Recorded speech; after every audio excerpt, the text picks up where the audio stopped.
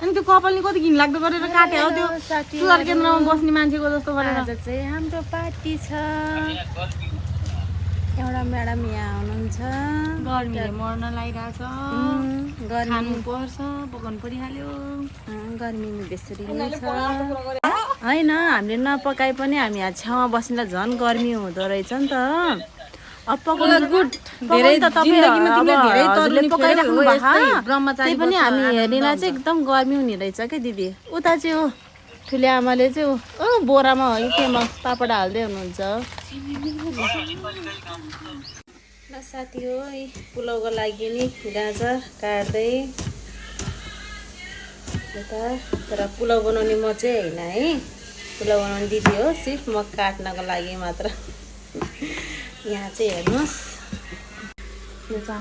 चामल अनि केराउ पकाउने मान्छे घिउ अझै तिनवटा भाँडामा पकाउनको लागि चाहिँ कुकरमा राखिराख्नु भएको पकाउने मान्छे। म चाहिँ काट्दैछु। ठुले आमा अहिले काट्यो क्या भाइ हो महँगो गयो भाइ धन्न काटेन। ल साथीहरू यहाँ चाहिँ अचार बनाउनु लाउनु भयो। मलाई धोकेबाज भन्नुभयो यहाँ। किन चाहिँ धोकेबाज भन्नुभयो दिदी मलाई? भुत जस्तो भिडियो निकाल्नु अनि थाहा दिएर अनि बनायो भने त कहाँ दिनुहुन्छ त नि हजुरले बनाउनलाई। अनि त्यही भएर लुकी लुकी बनाएको अचार बनाउन लाउनु भयो यहाँ। ल के निचार्दिने काका तिमी निचार्दिने। ल बाई ल अहिले पछि हस् ल हाम्रो खाना खाने टाइम।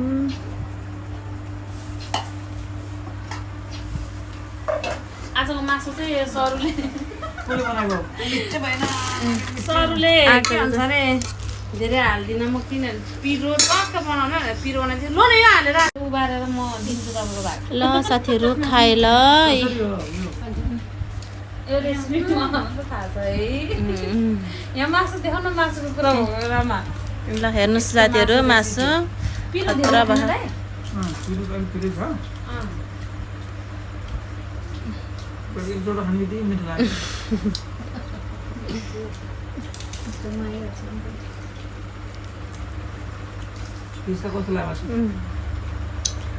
आर्यन कस्तो बाबु कस्तो हो सानो?